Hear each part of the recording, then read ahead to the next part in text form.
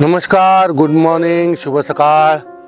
तुम्हा सर्वांचं स्वागत आहे एका नवीन व्हिडिओमध्ये पिस्टन ट्रॅव्हलरवर. तर आज सकाळी मी राईड सुरू केलेली आहे.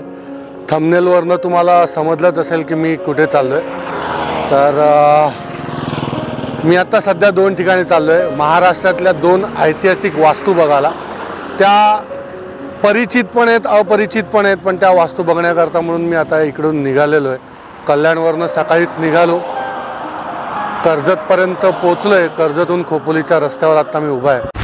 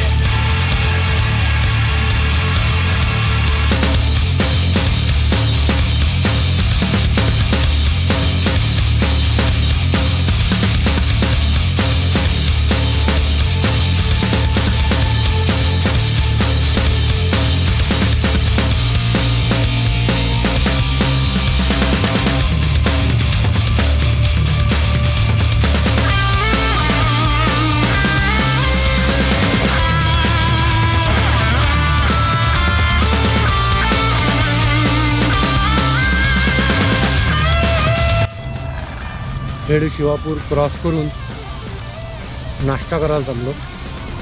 पेट्रोलवरनं नाश्ता झालेला आहे. इथं विठ्ठल कामतमध्ये थांबलो. आता पुढच्या प्रवासाला.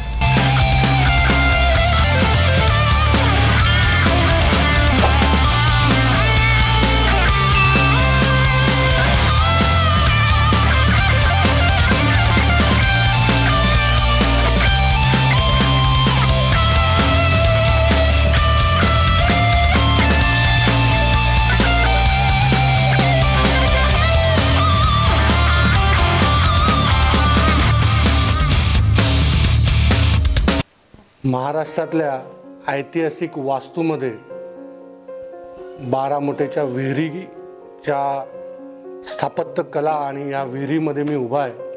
आणि इथे माझे एक मित्र मला भेटले, त्यांची माझी जरा मैत्री झाली. तर आपलं नाव काय साहेब? जरा. नमस्कार, मी अजित शिंदे. अजित शिंदे. आता हे साहेब जे आहेत ते आपल्याला या बारामोटेच्या विहिरीची माहिती देणार आहे. मी सुद्धा माहिती घेऊन आलो, पण हे इकडचे लोकल आहेत, इकडचा गाईड हा व्यवसाय करतात. यांच्याकडून आपण या बारामोटेच्या विहिरीचं जे इतिहास आहे तो जाणून घेऊया.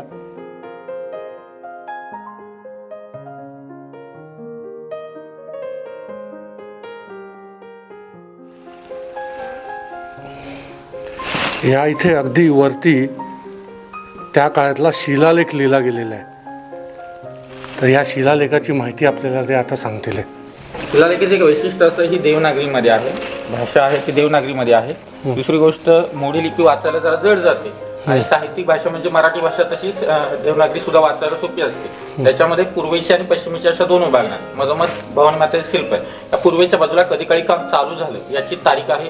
पश्चिमेच्या बाजूला कधी काळी काम संपलं याची तारीख आहे.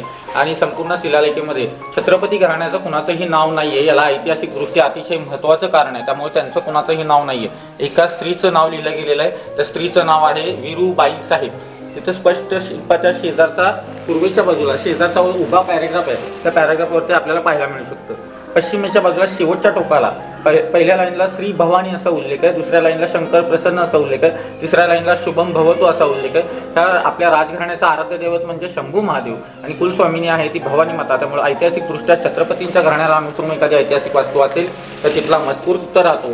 पण कानाकोपऱ्यात कुठं ना कुठंतरी श्री भवानी शंकर प्रसन्न हा उल्लेख 101% आपल्याला पाहायला मिळू शकतो. आता रायगडाला 75% माहिती मी तुम्हाला एक्सप्लेन करणारच आहे, पण 25% माहिती हे शिल्प सांगणार आहे. तसं रायगडाला हिरोजी इंदलकरांनी जसं बांधलं त्या पद्धतीने ह्या ठिकाणी एक शिल्प आहे. पण ते थोडंसं प्लस जे दिसतंय, हे वर्तुळ जे दिसतंय ते नकळत क्रॉस आहे. नकळत असं क्रॉस आहे. मधला प्लस जो आहे तो नकळत थोडासा तिरका केला लेफ्ट साइडला. रायगडावरती प्लस मध्ये इकडे थोडा फिरलेला आहे. आग्नेय, नैऋत्य, वायव्य आणि ईशान्य. तो पूर्व, पश्चिम, उत्तर, दक्षिण आहे. ज्या ज्या ठिकाणी तशी तशी वास्तू असेल त्या त्या पद्धतीने ते शिल्प फिरवलं गेलेलं आहे अशा म्हणजे त्या पद्धतीने दिशानुसार ते शिल्प फिरवलं. ते केलं जातं, नाही तर ते ओके. केलं जात नाही. त्याच्यानंतर आता जिथनं उतरतोय ना आपण, ह्या पायऱ्या उतरायच्या त्या 28 पायऱ्या आहेत उतरायला, आणि तिकडून वरती जायला आता पाण्याअभावी आपण तिकडे जाऊ शकत नाही. तिकडून वरती जायला पूर्वेला आणि पश्चिमेला वरती जाईपर्यंत 19 पायऱ्यांचं स्वरूप आहे. पण आपण त्या पाण्याअभावी तिकडे जाणार नाहीये. 28 पायऱ्या उतरून आता परत रिटर्न जाऊन दुसऱ्या मार्गाचा अवलंब करून आपण मधल्या भागात जे आहे, मधला भाग आहे ते जाणार आहे. पण अजून मी तुम्हाला 5 टप्प्यांपैकी एकही टप्पा सांगितलेला नाही, तर फक्त वाचन झालेलं आहे. आता पहिला टप्पा मी सांगणार आहे, वरती गेल्यानंतर वरून मी व्यवस्थित दाखवणार आहे. त्या पद्धतीने तुम्ही बघू शकता आणि तुमच्या लक्षात येऊन जाईल की नक्की ते एक्झॅक्ट काय आहे वास्तव.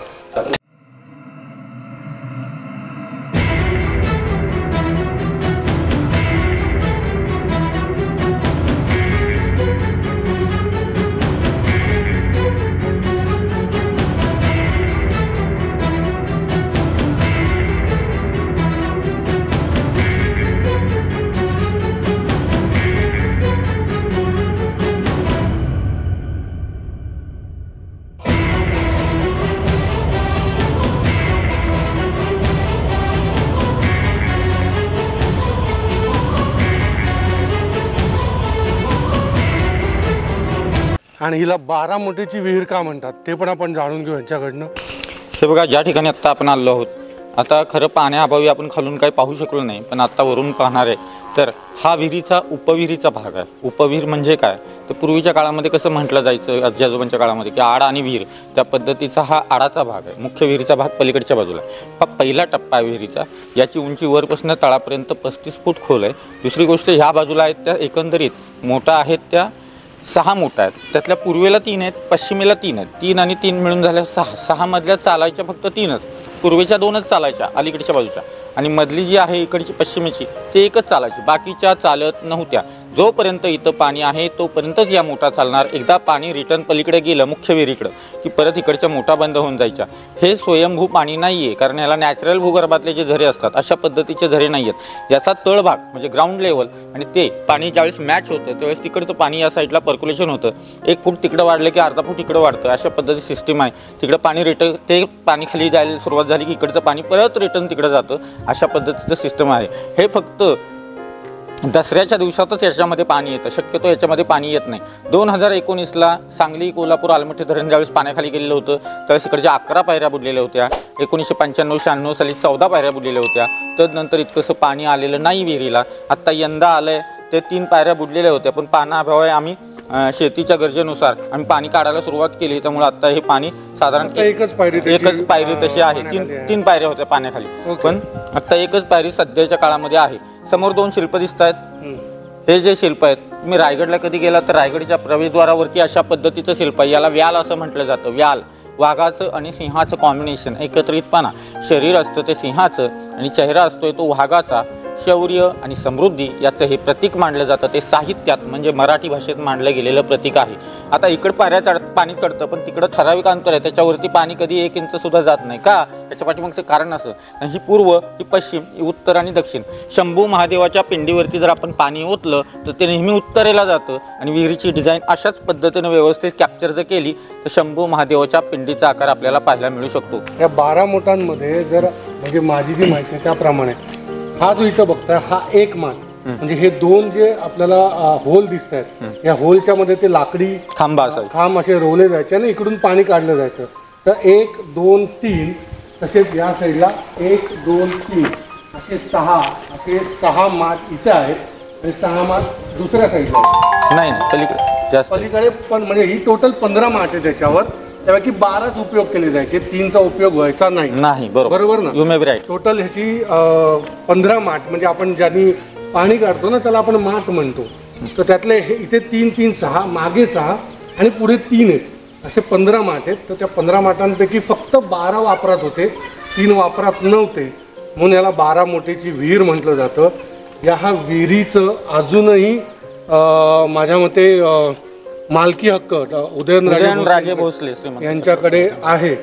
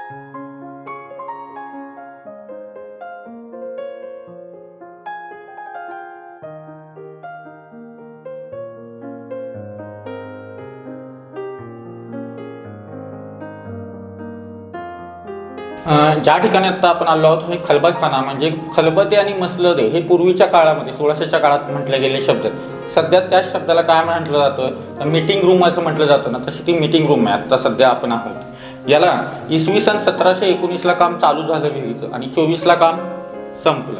5 वर्ष विहिरीचं काम चालू होतं. हाच विचार जर शकेमध्ये आपण केला तर शके 1641 ते 1646 शके आणि इसवी सन याच्यामध्ये 78 वर्ष आणि 4 महिने एवढा फरक असतो.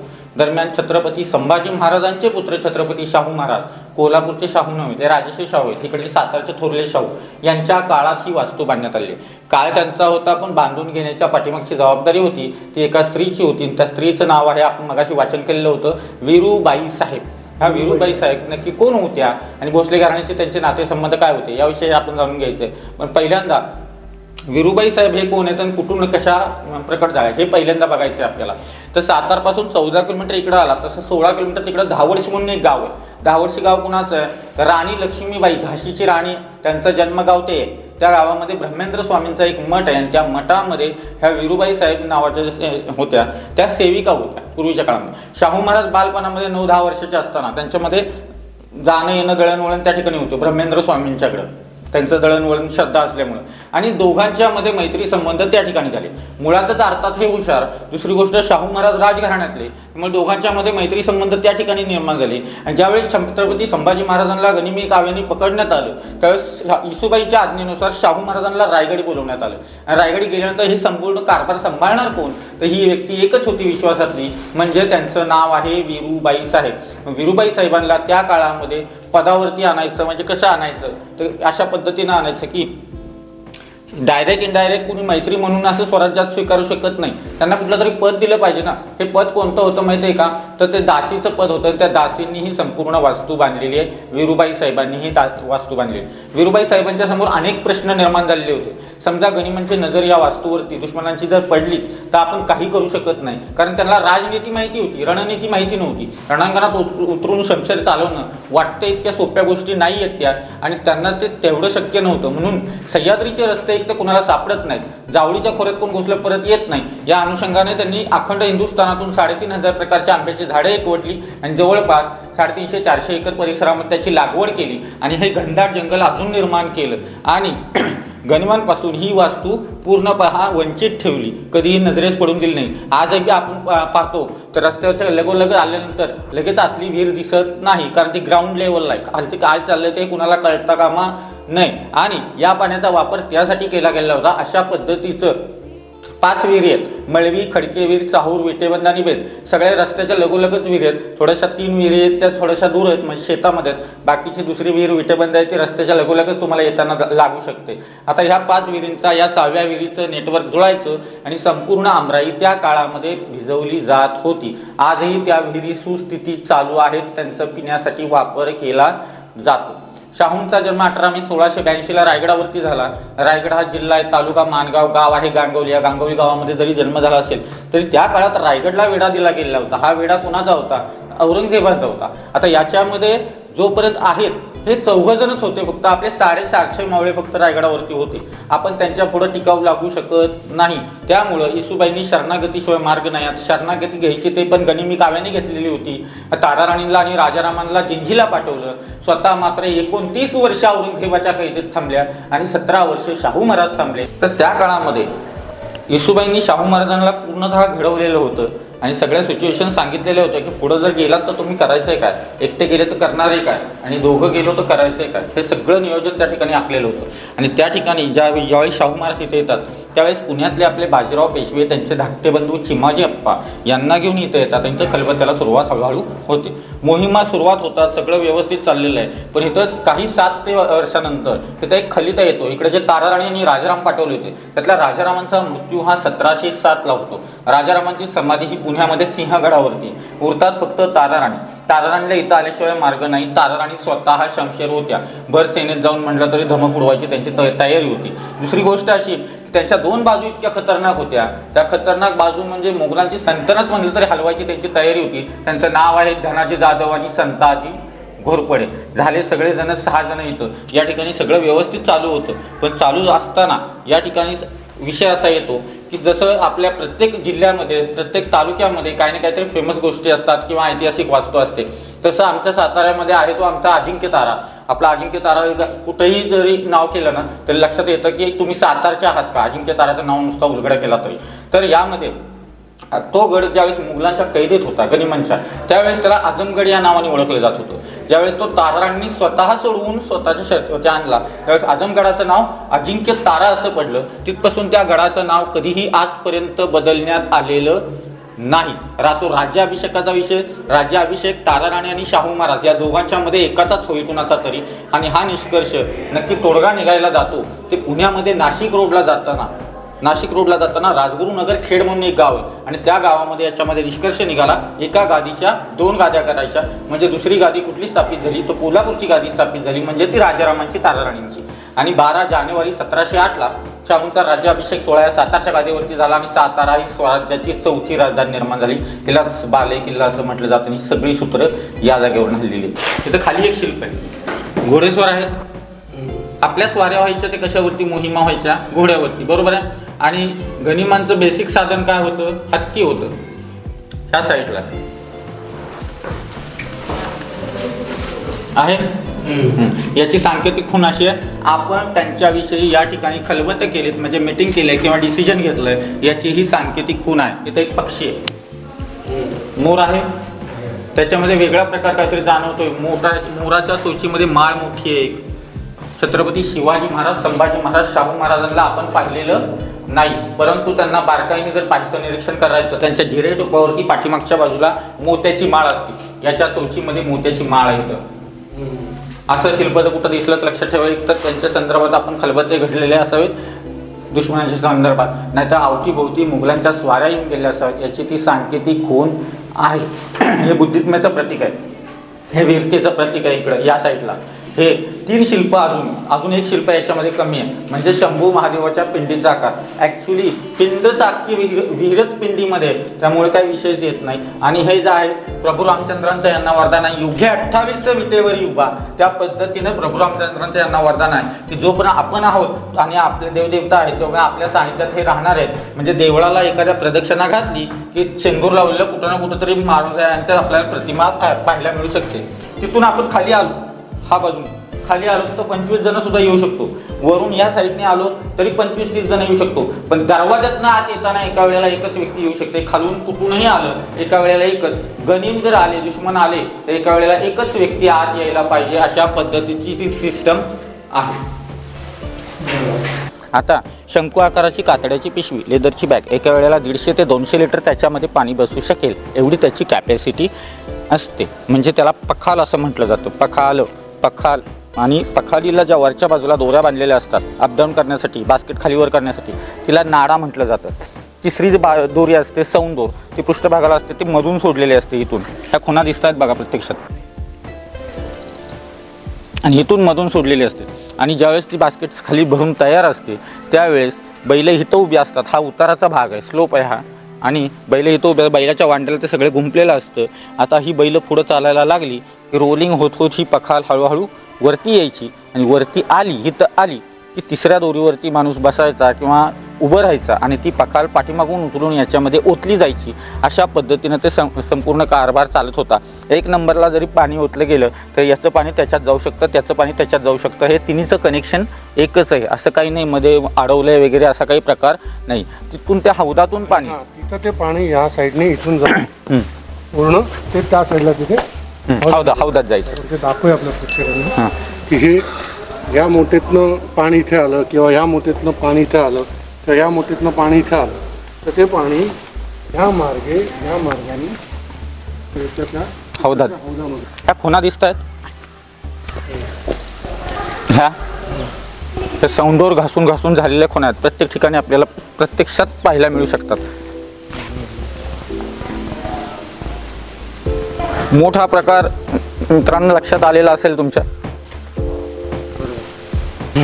मित्रांनो आपण आता आलेलो आहोत अखेरच्या टप्प्यात, म्हणजे 5व्या पॉईंटमध्ये आलेलो आहे. आता मी काय सांगतो व्यवस्थित नीट जाणून घ्या. हे सिंहासनाच्या पायथ्याशी आम्ही बसलेलो आहे. आता हे सिंहासन आहे. महाराष्ट्रामध्ये पहिलं सिंहासन ज्यांनी इतिहासाला सुरुवात केली, म्हणजे स्वराज्य घडवायला सुरुवात केली राजमाता जिजाऊ त्यांचं सिंहासन रायगडाच्या पायथ्याशी पाचाड आहे. पाचाडला त्या ठिकाणी राजमाता जिजाऊंचा वाडा होता.